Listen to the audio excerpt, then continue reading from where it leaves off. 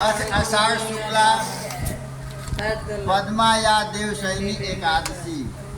आज भगवान सोने जा रहे हैं। 4 महीने के लिए इकट्ठे सोएंगे।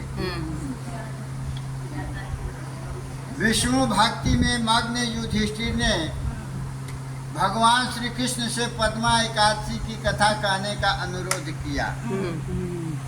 धर्मराज ने कहा, हे केशव, आषाढ़ शुक्ला एकादशी का क्या नाम है, इस व्रत के करने की विधि क्या है और पूजन कैसे किया जाता है। श्री कृष्ण भगवान बोले, हे युधिष्ठिर, यह एकादशी पद्मा नाम से विख्यात है। पद्मा एकादशी की जो कथा ब्रह्मा जी ने नारद जी से कही थी, वही मैं तुमसे कहता हूँ। एक समय नारद जी ने ब्रह्मा जी से यही प्रश्न किया था।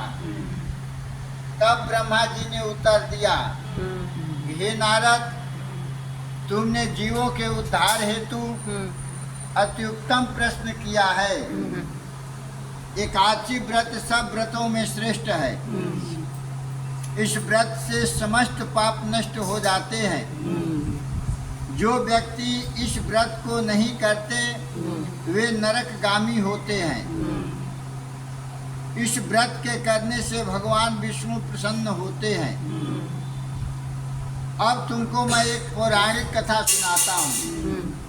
पौराणिक मतलब पुराना। सूर्य वंश में मानधाता नाम के एक चक्रवर्ती राजा थे। वे सत्यवादी और महान प्रतापी थे। अपनी प्रजा का पुत्र की तरह पालन करते थे। प्रजा धन धान्य से भरपूर और सुखी थी। राज्य में कभी अकाल नहीं पड़ा था। 3 वर्ष तक वर्षा नहीं हुई, परिणाम स्वरूप अकाल पड़ गया। प्रजा अन्न की कमी के कारण दुखी हो गए।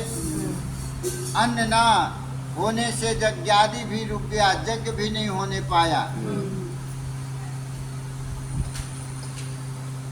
दुखित पीड़ित प्रजा राजा के पास पहुँचे। सभी प्रजा दुखी होकर के राजा के पास गए।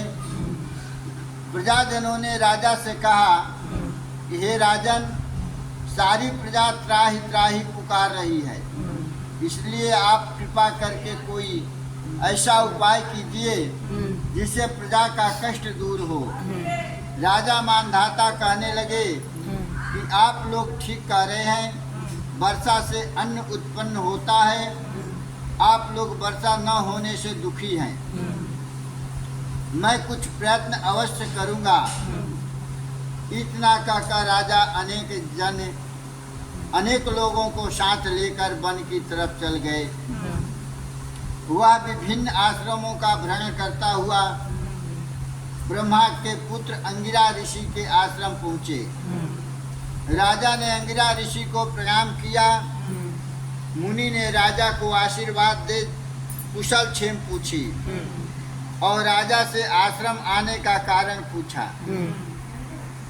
राजा ने हाथ जोड़कर विनय की, हे भगवान, सब प्रकार से धर्म का पालन करने पर भी मेरे राज्य में अकाल क्यों पड़ा। प्रजा अत्यंत दुखी है। राजा के पापों के प्रभाव से ही प्रजा को कष्ट मिलता है।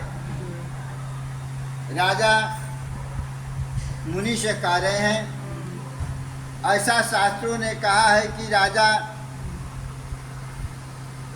धर्मानुसार राज्य करता हुआ तो तेरे राज्य में अकाल क्यों पड़ा, इसका कारण मुझे ज्ञात नहीं हुआ।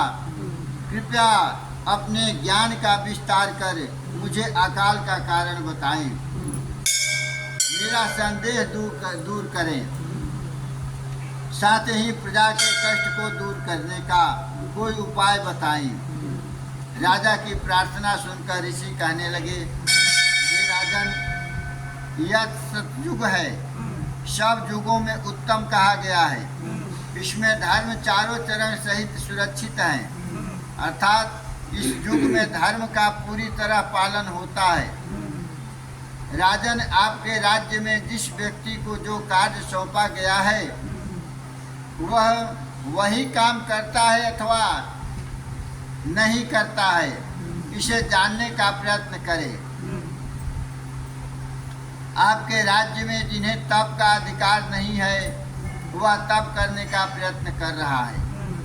इसी दोष के कारण आपके राज्य में वर्षा नहीं हो रही है। इसलिए यदि आप प्रजा का भला चाहते हो तो उस व्यक्ति को जो अपने अधिकार का कार्य छोड़कर दूसरे के अधिकार क्षेत्र में कार्य करने की भूल कर रहा है उसे जाकर रोके। इस पर राजा कहने लगा कि महाराज, मैं अपनी प्रजा के लोगों को अपना धर्म पालन की सलाह अवश्य दूंगा, परंतु किसी महत्वाकांक्षी को अपनी उन्नति करने से नहीं रोकूंगा। यदि इसके अतिरिक्त भी कोई उपाय हो तो बताइए। तब ऋषि कहने लगे कि हे राजन, यदि तुम अन्य उपाय जानना चाहते हो तो सुनो। आषाढ़ महीना के शुक्ल पक्ष की पद्मा एकादशी का विधि पूर्वक व्रत करो। व्रत के प्रभाव से तुम्हें राज्य में वर्षा होगी, प्रजा सुखी होगी। पद्मा एकादशी का व्रत सब सिद्धियों को देने वाला तथा समस्त उपद्रवों को नाश करने वाला है। इस एकादशी का व्रत तुम प्रजा सहित करो। मुनि के इस वचन को सुनकर राजा अपने नगर आया। उसने विधि पूर्वक पद्मा एकादशी का व्रत किया। उस व्रत के प्रभाव से वर्षा हुई, प्रजा सुखी हो गई। पद्मा एकादशी का व्रत इस लोक में संपन्नता और परलोक में मुक्ति देने वाला है। पद्मा एकादशी की कथा पढ़ने और सुनने से मनुष्य के पाप नष्ट होते हैं। अपना कष्ट दूर करने के लिए किसी दूसरे पर अनुचित दबाव नहीं डालना चाहिए। सत्कार्य व्यक्ति स्वयं अपनी शक्ति के अनुसार करे। धर्म कार्य जो है अपनी शक्ति के अनुसार ही करना चाहिए। बोलो वृंदावन बिहारी लाल की जय। व्यास माता की जय।